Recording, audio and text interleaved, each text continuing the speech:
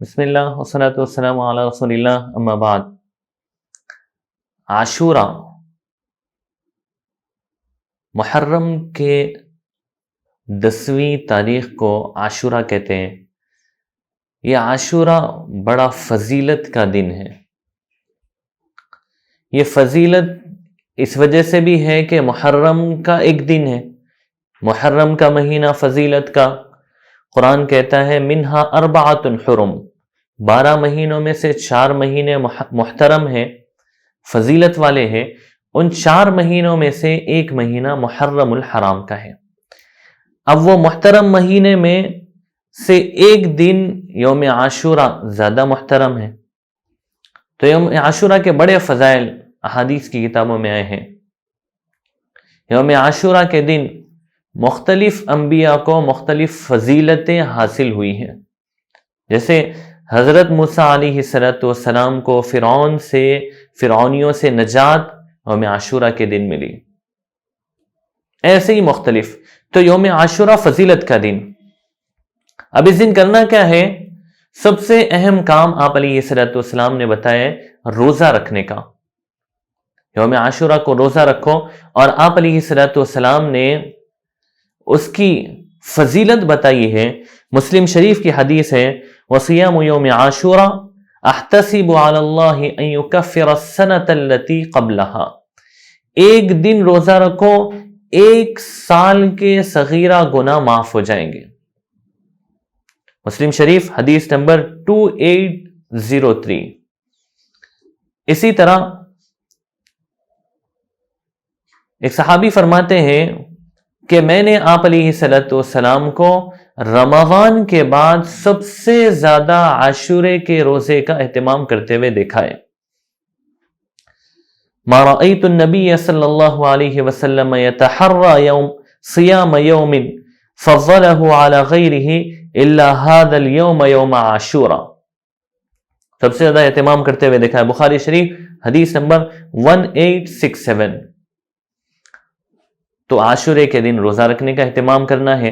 اور آپ نے یہ بھی فرمایا کہ بہتر ہے کہ صرف 10 کا روزہ نہ رکھے، 9 اور 10 یا 10 اور 11 یہودیوں کی مخالفت کرو، اور 9 اور 10 کا روزہ رکھو یا 10 اور 11 کا روزہ رکھو۔ دوسرا کام یوم عاشورہ کے دن کرنے کا وہ ہے اہل و عیال پر وسعت کرنا، کچھ اچھا کھانا پکانا، اس کی اجازت ہے اور ایک مستحب عمل ہے۔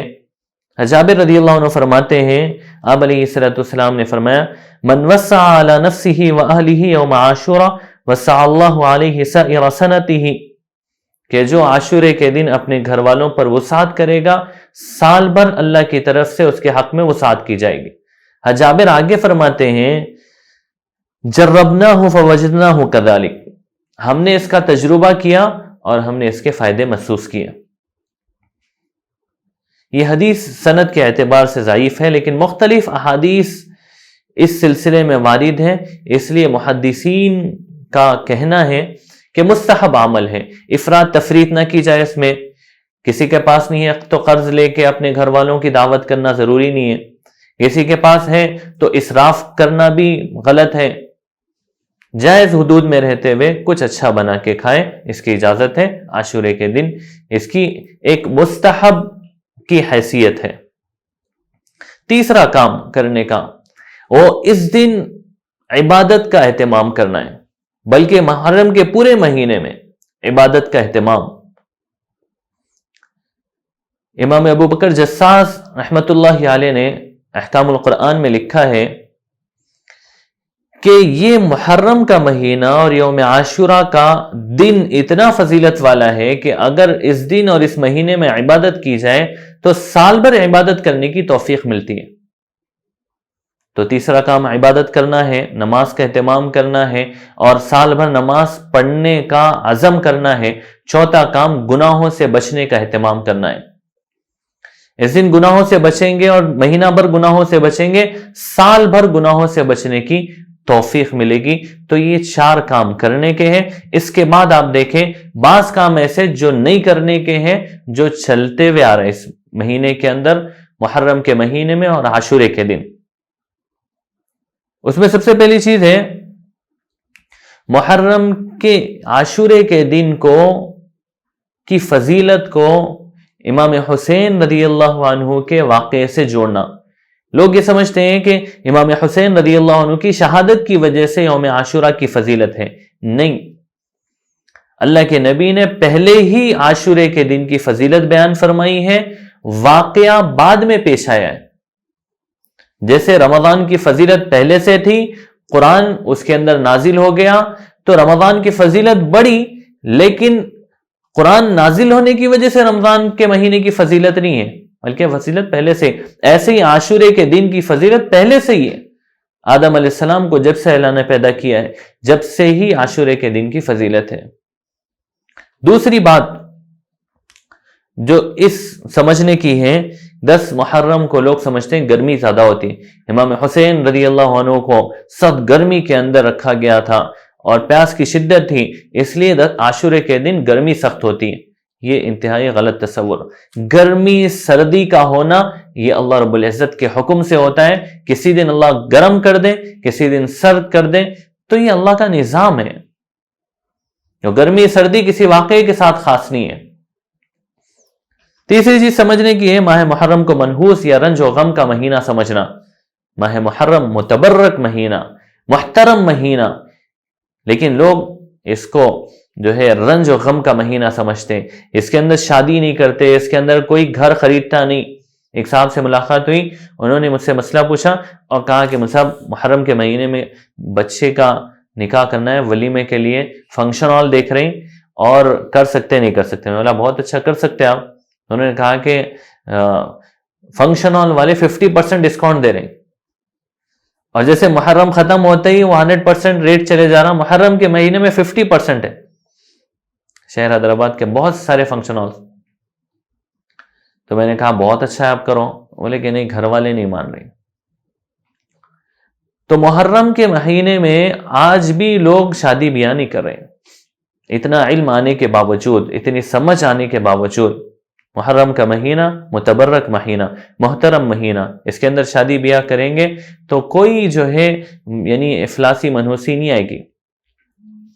اسی طرح محرم کے مہینے میں سیاہ لباس پہننا، یہ اس کی اجازت ہے. آپ علیہ الصلوۃ والسلام نے سیاہ امامہ پہنا ہے. اما جان عائشہ صدیقہ رضی اللہ عنہ فرماتی ہیں کہ میں نے اپنے ہاتھ سے جو ہے سیاہ کرتا تیار کیا، آپ نے پہنا ہے. سیاہ لباس پہننے کی اجازت ہے، سال بھر پہنے. لیکن محرم کے مہینوں میں اہل تشیع سے چونکہ مشابہت ہوتی ہے، اس لیے محرم کے مہینے میں سیاہ لباس نہ پہنے. سیاہ لباس غم کا لباس بھی نہیں ہے. سیاہ لباس جہنمیوں کا لباس بھی نہیں ہے. بہت سارے لوگ کہتے ہیں جہنمیوں کا لباس سیاہ ہے اس لیے مت پہنو، حالانکہ جہنمیوں کو کوئی لباس ہی نہیں ہوگا. تو سیاہ لباس سال بھر پہن سکتے ہیں، اس کی اجازت ہے. اسی طرح محرم کے یعنی 10 محرم کو عاشورے کے دن لوگ یعنی گرین کلر کا لباس پہنتے. اب یہ گرین کلر کا لباس سال بھر پہن سکتے ہیں، لیکن اس دن خاص سمر کے پہننا غلط ہے. اچھا، اس کا رواج ہے. ایک ٹیلر صاحب سے ملاقات ہوئی، وہ جو ہے گرین کلر کے لباس سی رہے. مجھے کہ بھائی آپ اس سیزن میں کتنے سیتے؟ اور 5000 جوڑوں کا آرڈر ہے میرے پاس. تو گرین کلر کا لباس سال بھر میں کبھی بھی پہن سکتے ہیں، اس کو یعنی عاشورے کے دن خاص کر لینا یہ غلط ہے. اسی طرح نوحہ ماتم کرنا عاشورے کے دن، یہ جو ہے یعنی کوئی شہید ہوئے ہیں تو ہم تو وہ ہیں شہید کا ماتم نہیں کرتے. قرآن کہتا ہے وَلَا تَقُولُوا لِمَنْ يُقْتَلُ فِي سَبِيلِ اللَّهِ أَمْوَاتٌ بَلْ أَحْيَاءٌ عِنْدَ رَبِّهِمْ يُرْزَقُونَ، کہ تم شہید کو مردہ مت کہو، تو زندہ ہے، اللہ پاک کی طرف سے وہ بلند مرتبے پر ہیں، ان کو روزی دی جا رہی ہے. تو پھر ہم تو شہید کا ماتم نہیں کرتے، شہید کا ماتم نہیں کیا جا سکتا.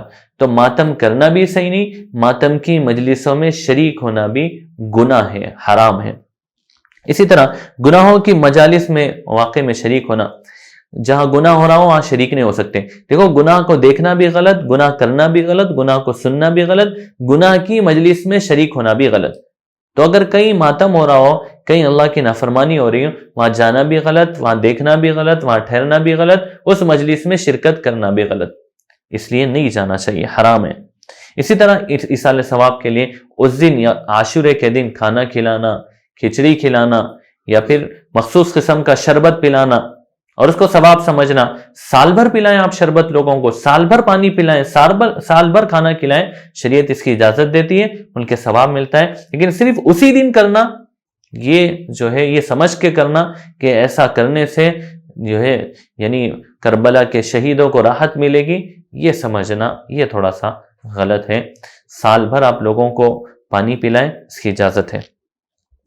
اسی طرح یوم عاشورہ کے دن قبروں کی زیارت کو لازم سمجھنا، اس دن جو ہے اہتمام سے جانا، سال میں کبھی بھی جائیں، آپ ہر جمعے کو جائیں، ہفتے میں ایک مرتبہ زیارت کریں، لیکن اس دن کا ایک عمل سمجھ کے کرنا، یہ تھوڑا سا جو ہے علماء نے منع لکھا ہے۔ تو یہ کام نہیں کرنے کے، ایسے کام ہیں جو عاشورہ کے دن نہیں کرنے کے، اس کو سمجھنے کی ضرورت ہے۔ اللہ رب العزت سے دعا ہے اللہ پاک ان باتوں کو سمجھنے کی بھی توفیق عطا فرمائے، عمل کی بھی توفیق عطا فرمائے۔ وما علینا الا البلاغ۔